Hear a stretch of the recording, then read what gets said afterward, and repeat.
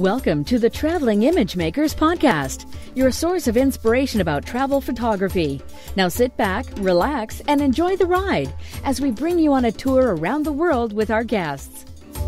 So hi everyone, welcome to another episode of the Traveling Image Makers Podcast. This is Ugo Che, and I'm here today with my usual co-host, Ralph Velasco. Hi Ralph, how are you doing today? Hey there, Ugo. I'm great. Hello, everyone. Good to be here. This is a kind of a special episode because we have a guest with us, not only a guest that we hope will be with us more frequently in the future. We'll see if he performs well. We might want to keep him.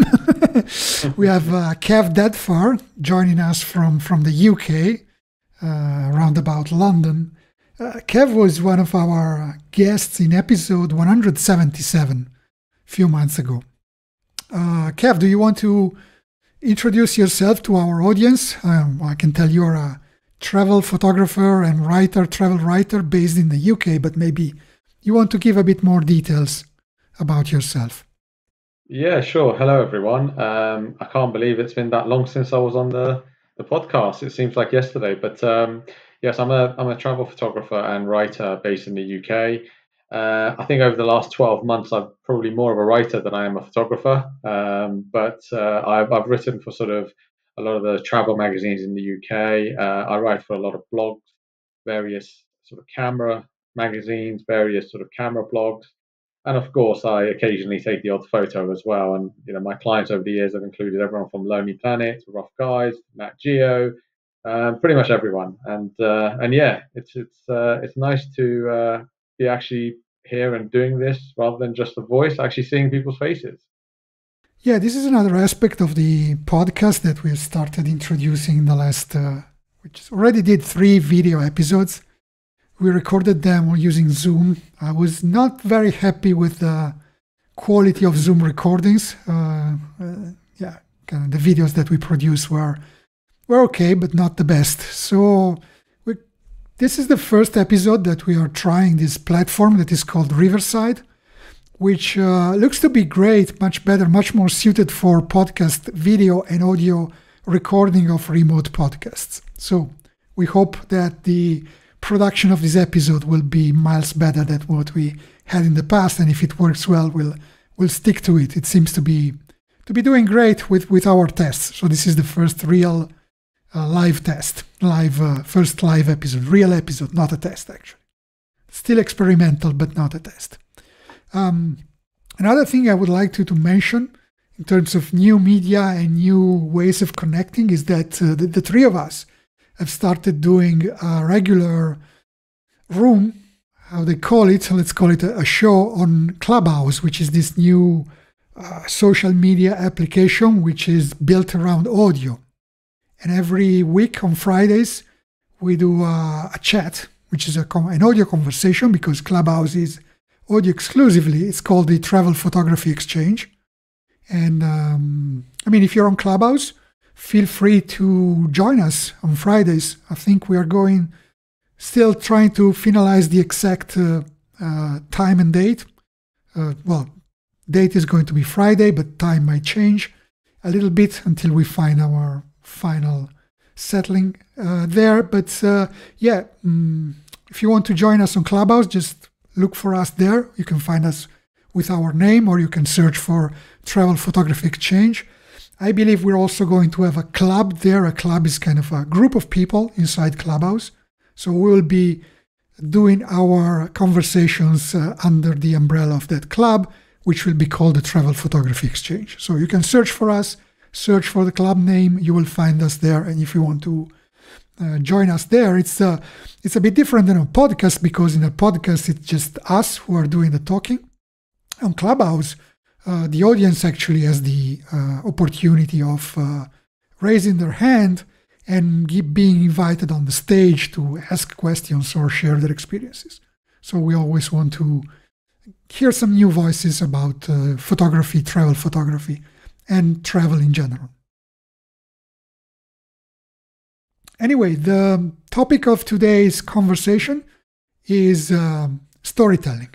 Storytelling specifically in travel photography.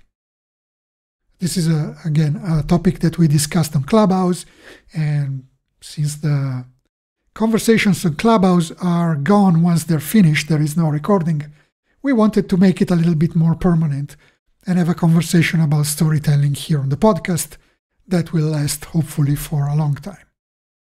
So storytelling. First thing I want to ask you is, how would you define storytelling? How do you tell a story with a picture or a set of pictures? Who wants to go first? I can go.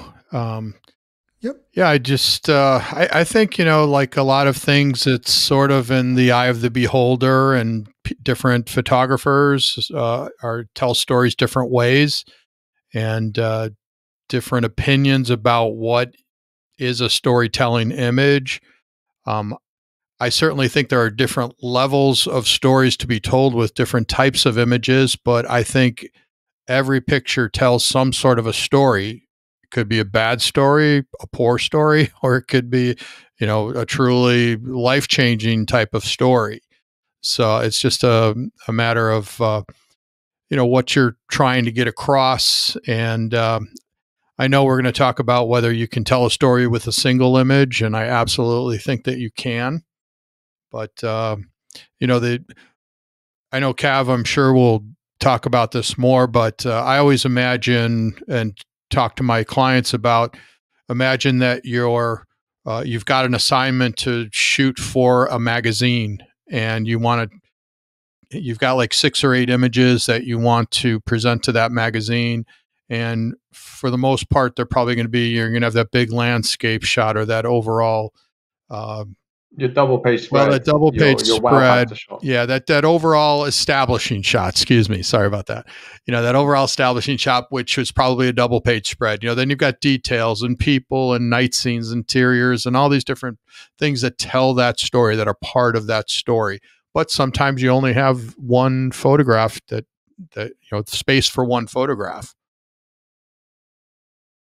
So, Kav, how do you feel about that as a travel writer and photographer? Yeah, I mean, I think, Ralph, you've sort of hit the nail on the head in that people often look at a storytelling image as like something that you need to be in like a war zone and take a photo of, something happening. But that's not necessarily the only way to tell a story through a photo. A story could be a close-up of something. It doesn't necessarily have to be something that's happening that's poignant or interesting. It could be an interesting detail. It could be an interesting plate of food. It could be a wonderful landscape scene with a beautiful light. All of those things are stories. They're just different kinds of stories. So it really depends on what the story is that you want to tell. If you're working on an assignment, if you're sort of doing a job for a client, it depends on what the brief is. And even if you're not, it comes down to what your personal view of that particular scene is, and what it is that you're trying to communicate. And for me, the storytelling image, the definition of a storytelling image, is communicating what it is that you are seeing in a scene to the viewer. That's a storytelling image. Whether that's a kind of a journalistic shot or a beautiful landscape shot, it sort of doesn't really matter. It's your interpretation of a scene. I don't necessarily disagree, but maybe we need to narrow the definition a little bit, because otherwise, what is not a storytelling image then? If just showing what's your impression there of a scene and capturing it with your camera, if that's enough to tell a story, then every picture tells a story. I think there was maybe a movie or a song about that. I think you're exactly right. Every picture tells a story, and it's just a matter of what kind of story, how detailed, how important. But every picture tells some sort of story. I mean, can you imagine any picture that doesn't tell some sort of story, unless it's just a picture of a black wall or something? All right, let's put it like that. Is there a way to be more effective at telling a story? Absolutely. Are there any specific techniques, tips, and tricks that you can use, be it composition, be it choice of subject, choice of light, choice of the moment, camera settings, that can make one photo more successful than another in terms of storytelling effectiveness? Absolutely. I mean, for sure, all those things add to or maybe sometimes take away from a story. Sometimes a story is a very busy street scene with a lot of things going on, and the viewers, darting around from the different places, different subjects and points in the image. Another story might be the simplicity of just a bare tree in winter in a field of snow, and it's very, very simple. And that might be the kind of story that you're trying to get across. So, just depends. Um, I actually disagree slightly to that, in that I do think it is possible to capture, take a photo that doesn't necessarily tell a story. That's kind of almost like documenting a scene. You're not telling a story. All you're doing is documenting where you are, essentially. And that's something that often you have to do for magazines, or if you're shooting kind of various images. Not every single one can be, well, this is a story I'm trying to tell. Sometimes you're actually, to bring that story to life in an article, you kind of need to show certain places in terms of actually just documenting where you are. So I'm going to show an image here, which in my opinion isn't a sort of a storytelling image. So this particular image, for example, for me, this is an assignment that I was on in Texas, and this is the Texas state capitol. And I took various shots of this building, which is a beautiful building, and I got a shot of this with some people walking in a foreground that ended up being a front cover of Lonely Planet. But this, for me, isn't a storytelling image. It's just documenting the scene. It's just a picture of the state capitol. It was used in the article to highlight the fact that this is what the state capitol looks like. So for me, this is an example of something that isn't a storytelling. So I do think that you can take shots which aren't necessarily storytelling images. Okay. We'll have to just disagree. I just think that there's different levels of stories, and that's a horrible story. No, I'm kidding. Just kidding. I agree with you. I agree with you. So, I mean, but you said it made the cover of Lonely Planet, or was it Lonely Planet or one of the? No, yeah, not that particular shot. It was another shot, which was with people walking in the foreground of the picture. So that kind of told the story. But this particular shot was used in the article. But it's a type of shot that isn't going to be a front cover, but it's a type of shot that in an article I think they kind of use that possibly quarter page or something in a series of about 4 other images, and it looks really nice when it's along with sort of 3 or 4 other. What made you take the shot then, if you didn't feel that there was any story there at all? Just a record shot? When you're shooting, no, because I mean, when you're shooting anything like this, when you're sort of assignment, you need to take a whole array of shots. You need to take shots which are closer up of the actual state capitol, for example.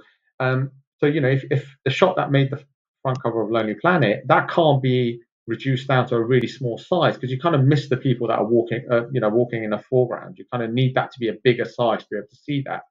Whereas in a magazine, sometimes images do need to work smaller, because the art director might only have a small space that it needs to fill.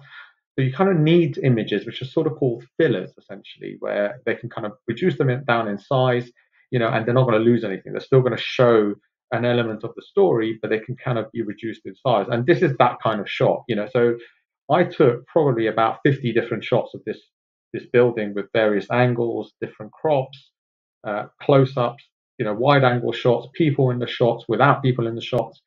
And when I send the kind of photographs to the art director or the editor, I would probably send about 50 to 60 images, of which they might choose 10 probably. But it gives them that choice, because they might look at it and go, well, actually, this is a cracking shot that we want to use, but we can't use it because there's no space for it. So actually, the shot we want to use is this one, because it fills that particular space. So that's why sort of, these types of shots, they're not going to win any awards. But when it comes to sort of actually making money from photography, or, actually getting it in the magazine, these types of shots are really, really important. From the perspective of one who actually does shoot for magazines and publications, as I personally don't, so I cannot contribute much here. What in your opinion are editors and publishers looking for in terms of one photo or a set of photos? So let's say you are in Austin, Texas, and you need to take photos of the capital or of the city. What are they looking for?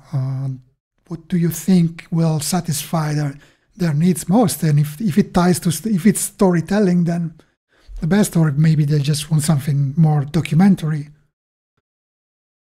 I think it comes down to two things. It comes down to the brief, what the story is about, and it comes down to the client.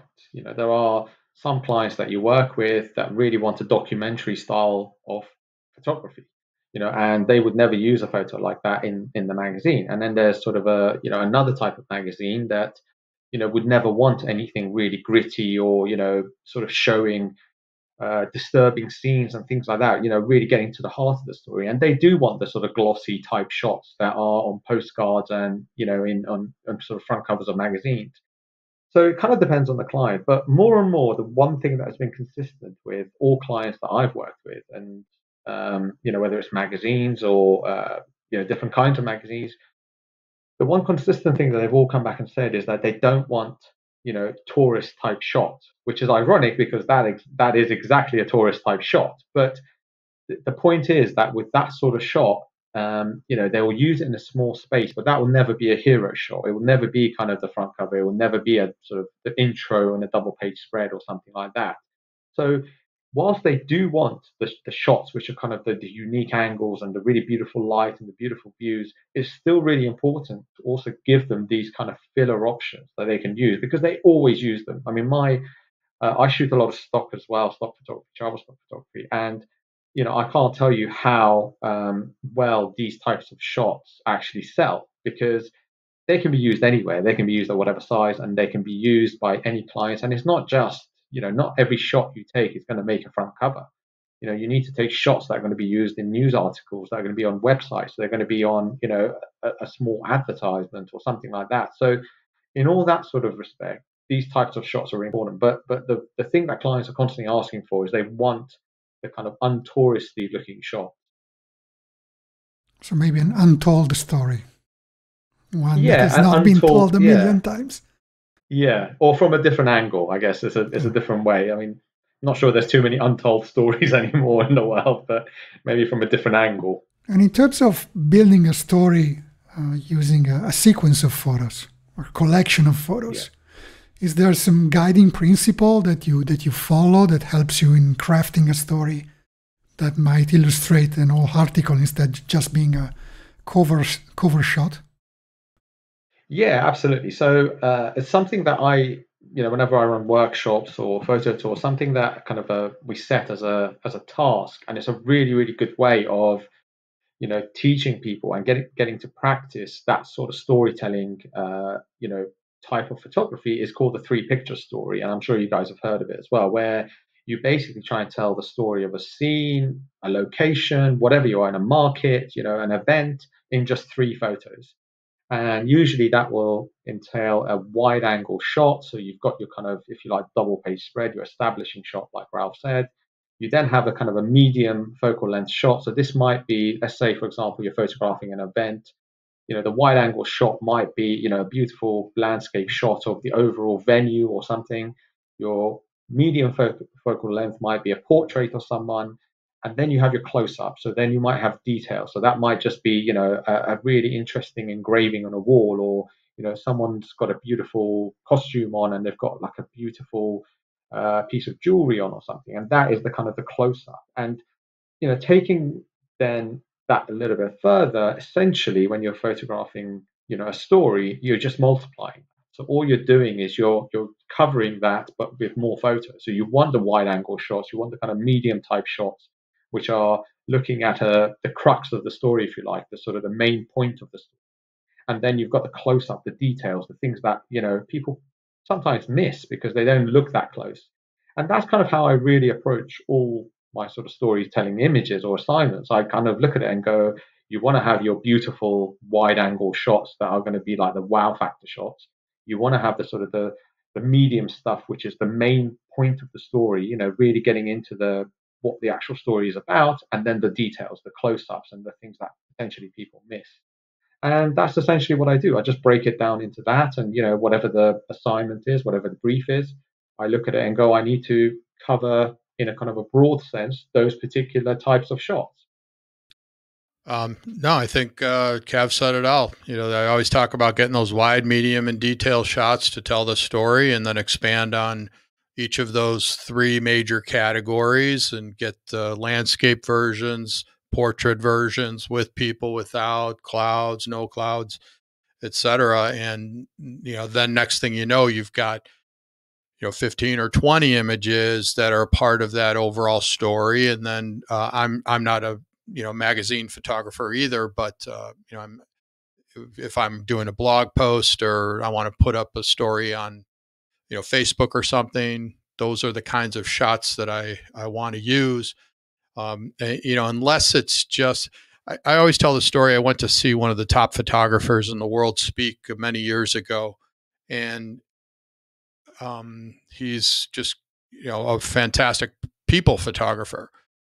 But his presentation was like over an hour of nothing but portraits, portrait. I mean, I'm not even environmental portraits.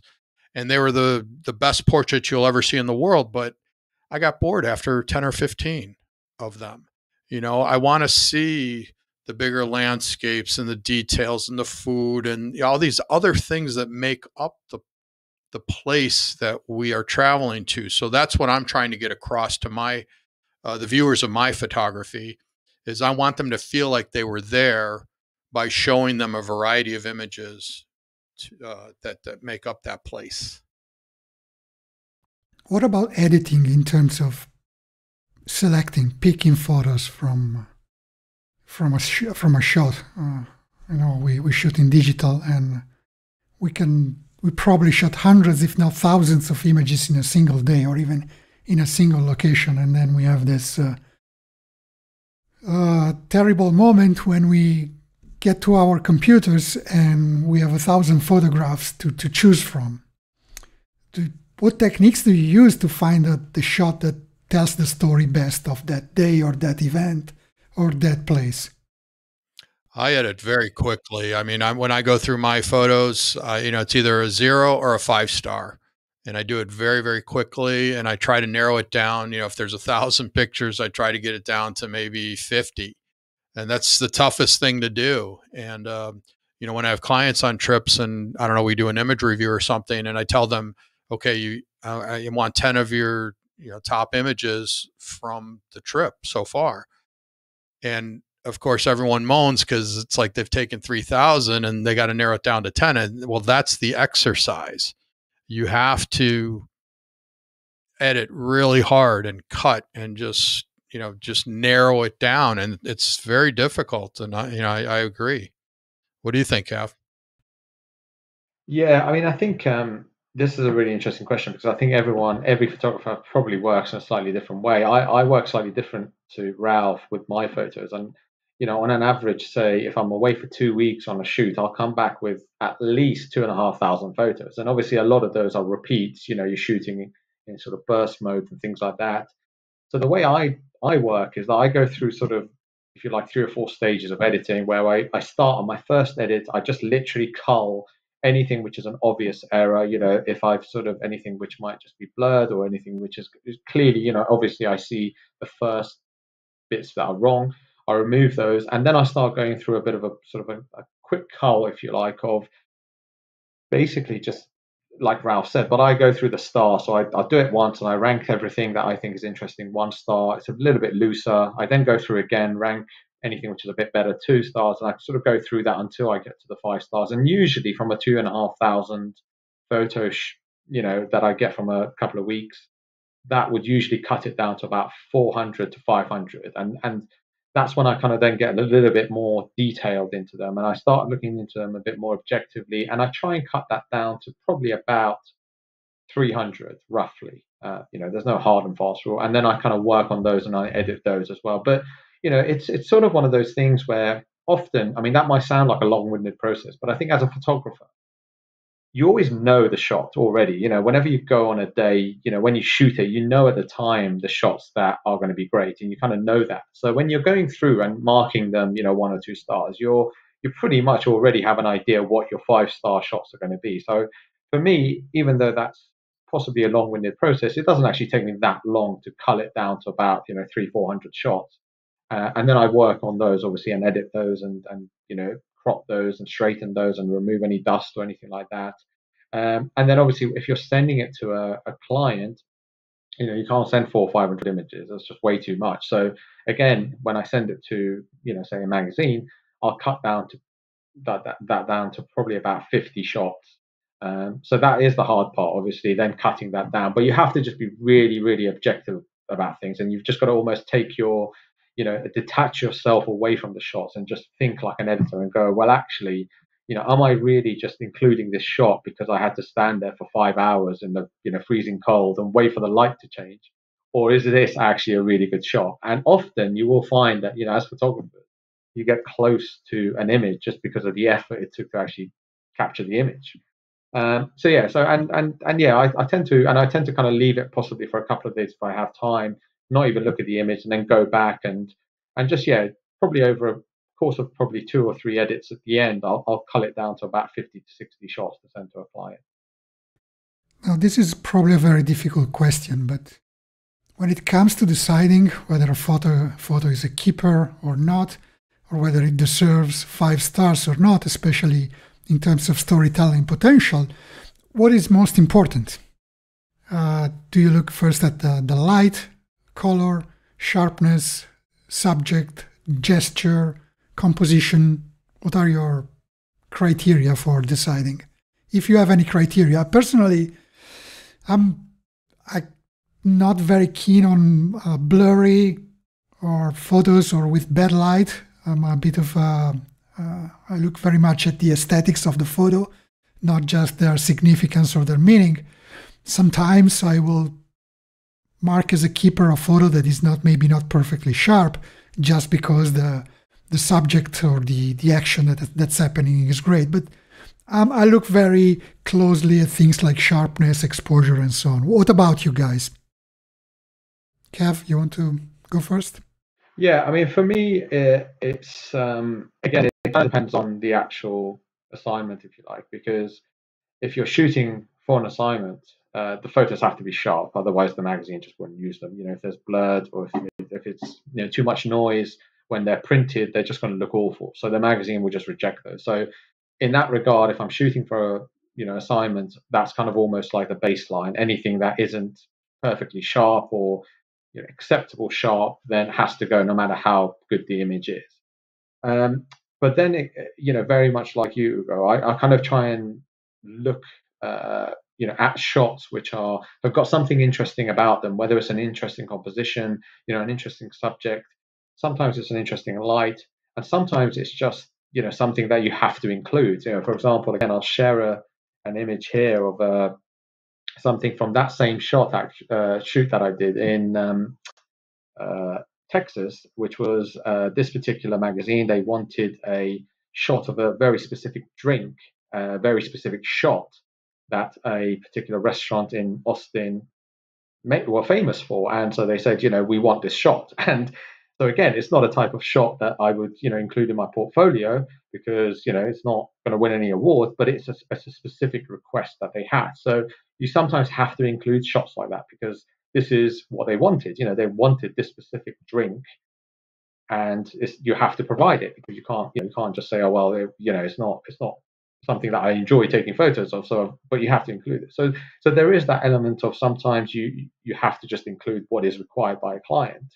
And so yeah, so it kind of depends on the assignment. But for me, if I was just shooting for myself, I would look at light being the first most important thing for me when it comes to outdoor photography. So I'd look at interesting light, and then a combination of an interesting subject, an interesting composition, and sort of make a decision that way. Yeah, I think when I'm going through my images and doing that call, I think it's all about impact. So if the image has some sort of impact for me, that's kind of the number one thing I look for. Otherwise, it's sort of overall feel for it. It's all those things: sharpness, light, subject, etc. And it's just kind of one of those things that I know when I see it. But again, I'm not shooting for a magazine where they've got a particular story that they're looking for me to tell. But it's often I like simplicity. I love just that one person kind of doing something, and I'll show you just a quick couple shots here. Yeah, so this is Ait Ben Hadou in Morocco, and it's just the story of this little boy jumping, and I saw him walking across, helping people that could walk on these sort of cement bags or sand bags, and he would walk in the water holding their hands, so because otherwise that's the only way to get across. But I saw this. That's we were talking about pre-visualization, and I think photography anticipation is really important, and anticipating a photo opportunity. And so he did it a couple times, and I said, you know what, I want to capture him jumping as he runs back to get another set of people. So this shot here is in Chefchaouen, Morocco, and it's of a woman in orange walking with a baby reflected in a mirror. And I love to look for reflections, and I saw this beautiful mirror, and as I'm looking at it, people are walking behind me and reflected in the mirror. So, I'm going to wait here for someone interesting to walk by and grab that shot. So that's what I did with this one. But this one is what I was trying to get to, and I hope you can see it. I guess all of these are Morocco. So this is also Chefchaouen, and here's just finding an interesting background or scene and waiting for something interesting to walk into it. I call that waiting like a spider for a fly, and letting that fly come into your web. And so there's this minaret from this mosque. There's the blue walls of the blue city of Chefchaouen. And I said, I'm going to just wait here until something or someone interesting walks into this scene. And sure enough, this older woman with a cane and a white shawl walked into the scene and gave me that human touch that I talk about. It's a very simple scene. It didn't take much to set up and shoot at all, but it's having that patience. And if you look in that little window on the left there, there's a cat sitting in there. Just adds a little extra something to it. Yeah. I like those photos because even though, as you said, they are simple, but they are my kind of storytelling photos. I know we have sort of a disagreement here. I tend to be a bit more strict in what I consider storytelling. And these two photos that you showed, especially those three photos from Morocco that you showed, to me are perfect examples of storytelling. And there is typically a person. I mean, it doesn't need to be a person, but it helps telling a story because we like stories about people, right? We don't like stories about geological phenomena, right? Plate tectonics it's maybe not a great story. We like to hear stories about people. So the human element is important. It's important, the human element in the context of their environment. And to me, it's also important to tell a story. It's a gesture, like the lady that you were showing that was carrying a child, and the child is looking at you reflected in the mirror because he realized probably that you were taking their photo while his mother was turned the other way and she didn't. So these are all elements to me that tell a great story. Whereas I'm sure Kav will disagree. You probably didn't show that photo of the two glasses with that drink as an example of a storytelling photo. That's very much documenting, as you said, something that the editors wanted for the magazine. We need a photo of that drink. But it's part of a story, and I'll argue that till the death, is that it's part of the story, right? I mean, even though you don't like it or necessarily. No, I like the photo. Yeah, no, I'm talking about Kav. That's not his type of photo. That's what I mean. Yeah, I mean, it's kind of I guess that particular shot of the shots by the way, those shots are lethal shots. I mean, they were They really look spicy as good. well. I mean, amazing, but spicy, Jesus. But yeah, I mean, the thing with that particular shot is that, as I said, as Ralph said, it was part of a bigger set of images. So that shot in itself doesn't really tell much of a story other than here's a drink. But when it's seen in the context of 6, 7 other shots, and obviously the written story as well, it kind of makes sense because this story was all about Austin and the cool places that are springing up all over Austin and things like that.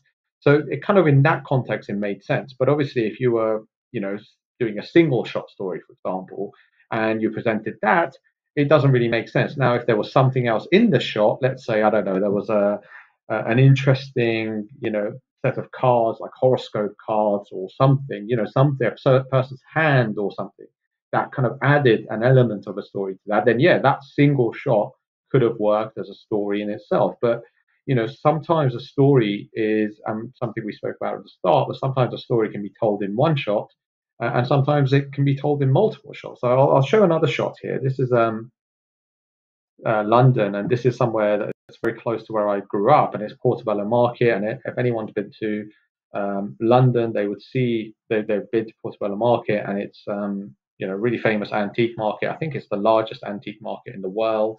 And this was a shot that I was doing a story about Portobello Market and the antique market, and this is a shot that has ended up being one of my best selling ever shots. And this is a chap that's obviously a market vendor, and you know yes, there's the kind of the context of the market is there because he's a market vendor and he's got all this antique, and there's good light. But this is a really typical. If you wanted to kind of say, show me a typical Londoner, market vendor, this is kind of it. The guy's got a cool hat on. He's doing the crossword. He's oblivious to what's going on. I mean, there's literally 1,000 people walking past him, and he is completely oblivious to it, and he's just doing his crossword. And this is a kind of shot that, yes, it tells a story in just one shot. And this is the sort of thing that we were discussing at the start, where you've got a single shot that tells a story, or you have to have a multiple set of shots that tell a story. How important is pre-visualization? I think Ralph alluded to it earlier, or just mentioned that explicitly, or maybe it was you, Kav. I don't remember, but one of you mentioned pre-visualizing a shot. Right. And how is it important in terms of storytelling? Does it help tell a story if you have a story in mind before you actually take the shot? And when you're in front of a scene, do you analyze it for its potential, look at it from different angles, or wait for a specific moment before clicking the shutter? Well, we talked about research on one of our recent Clubhouse events. And I think researching allows you to get an idea what potential shots might be in the place that you're going to.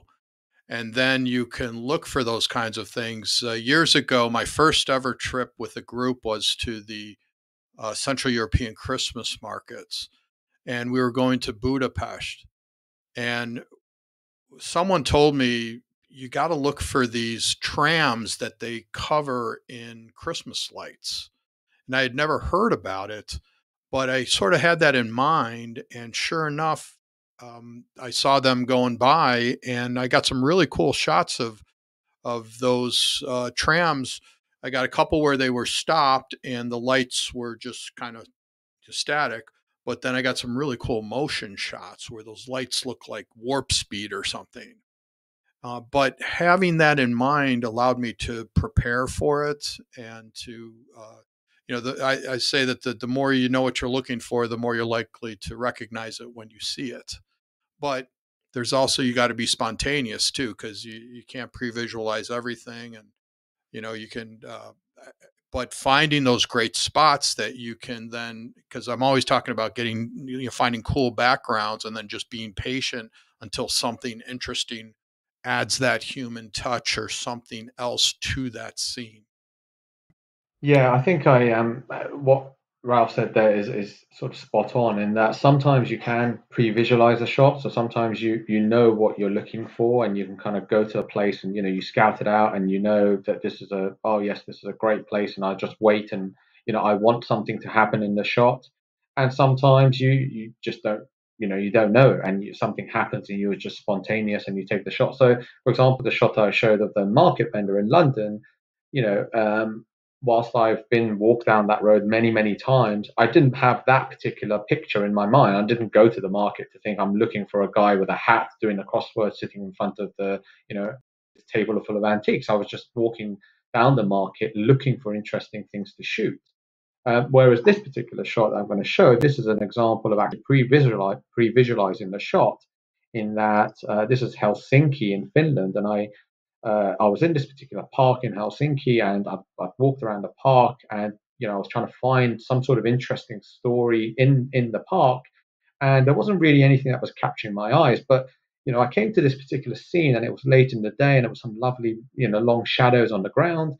And I just stood there for a second, and I just thought to myself, this particular scene would be really interesting if there was something happening in it. If there was a runner, if there was someone jogging, or someone walking, or if there was someone with a dog, and or cyclists. And so I stood there and basically waited for the perfect set of cyclists to go past. And I've had other shots where it was one cyclist. I had Sometimes there was two cyclists going in the opposite direction, so they sort of crossed over. And there was times when there was people walking in the scene, so it just made it too busy. And then this sort of the two cyclists came along, and I really like this because there's no overlap over the kind of wheels. They're nicely separated, and the shadows are really nice. And you've even got one of them that's kind of turning and looking at the other one talking, and you've got that sort of bit of interaction as well. And this was a classic example of pre-visualizing it, in that I knew I wanted a specific type of shot here, so I waited. I took shots until I managed to get that shot. But obviously, with like the market vendor, it's not something that I walk down the market looking for it. It just happened. So I think it's a combination of both. Sometimes you have to be spontaneous and just capture, and that comes to experience and having the eye for the type of photo. And sometimes you get somewhere, or you have an idea of something, and you go to that place and just wait for it to happen. Okay, I think we've discussed this topic quite in depth. I don't know if there's anything else that you would like to add. Maybe some tips for our listeners, if how to better prepare yourself for taking storytelling photos. I think number one tip is that you have to be ready. Your camera has got to be out and ready, lens cap off, settings right for those conditions, and then you're ready to kind of point and shoot. And because if you're in a fast moving scene, those subjects are not going to wait around for you to set up. So you have to be ready and point and shoot.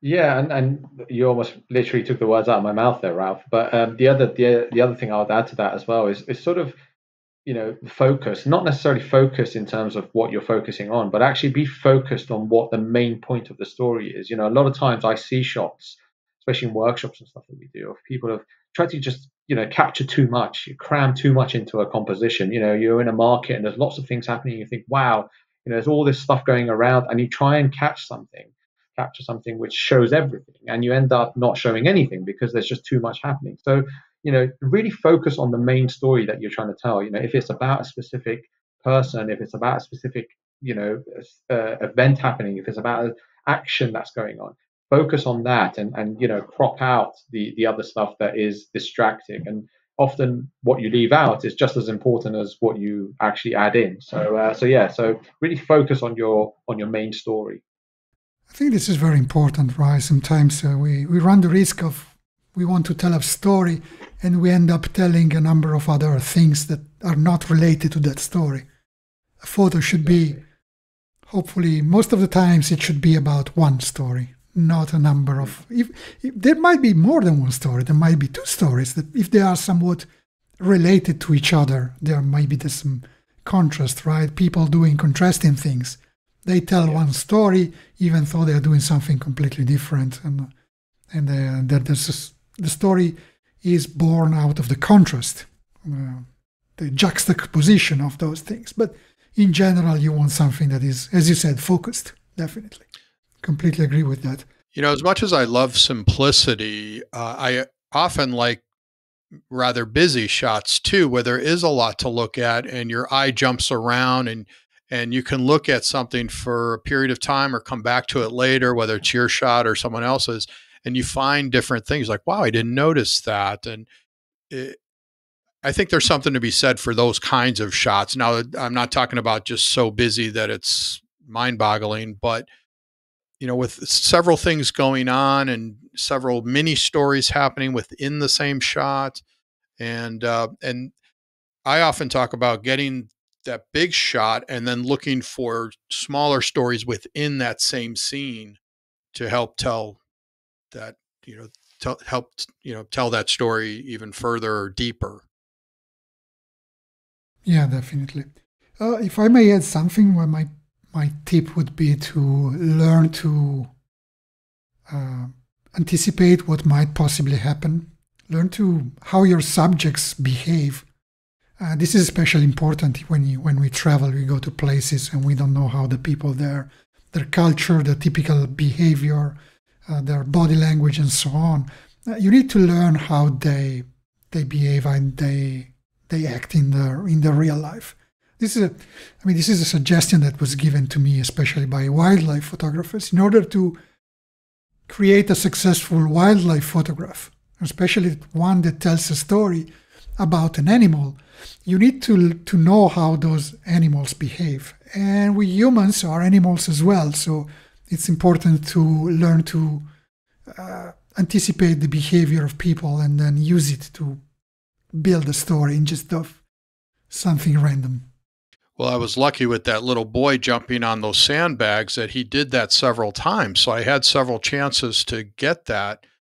But you have to have the presence of mind to say, okay, that's a cool photo op, and I'm going to try to get that the next time he does it, and be ready, because you never know if that was going to be the last time. Or get those camera settings right, practice, get your exposure right, all your settings, and you're much more likely to capture that than not. Yeah, and never be satisfied with just the first shot. Even though sometimes it might end up being your best shot. Often it is. You never know, right? Often it is. Yeah. Okay, I think we are at the end of our allotted time here. I think it's been really great. Love doing this with you guys, and hope we get back to doing the podcast regularly, and now especially with Kav. So before we wrap it up, maybe Kav, you want to mention, well, our magazine, because we are contributors to that magazine, but you are kind of the driving force behind it. So you want to mention Journey? Sure. Yeah. Thank you, Hugo. Yeah. So this is a magazine that we've put. I came up with the idea, but we've Hugo and Ralph are involved as well, as are around about 20 photographers and writers. And the idea is that it's purely created by freelancers, and we're going to put this magazine together as really something to help everyone out during a time that has been really, really difficult for photographers and writers. The last 12 months have been incredibly tough. All of us have had workshops cancelled, we've had work cancelled.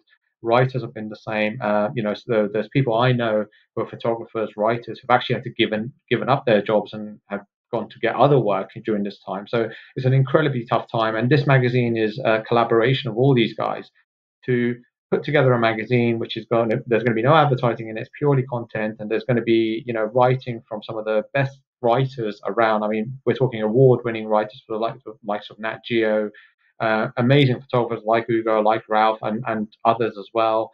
And this magazine at the moment is being crowdfunded. We are, as of speaking, roughly about 66% there. So we still need a bit more help. If anyone wants to just go on and, whether it's to buy a copy or whether just to share it with anyone, it really would mean the world to us and obviously everyone else involved as well. And we want to try and get this across the line.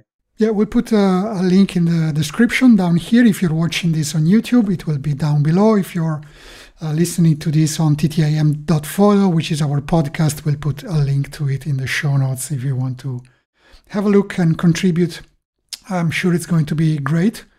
We still have 1 minute of recording to go before they cut our stream here because we have limited time. Maybe, Ralph, you want to just point people to where they can find you online? Yeah, people can find me at photoenrichment.com and alacampagna.com. And I've got a new YouTube channel. If you search for The Continental Drifter on YouTube, or go to continentaldrifter.co is my website. And you can see all the new content that I've got there. How about you, Ugo? Great. As for me, you can find me at ugochaiphotography.com. That's my main website. And from there, you can also find everything about my tours and all my other activities. And with this, that's it for this week. Hope to see you all next week. And now let's get out and shoot. Bye-bye. Bye.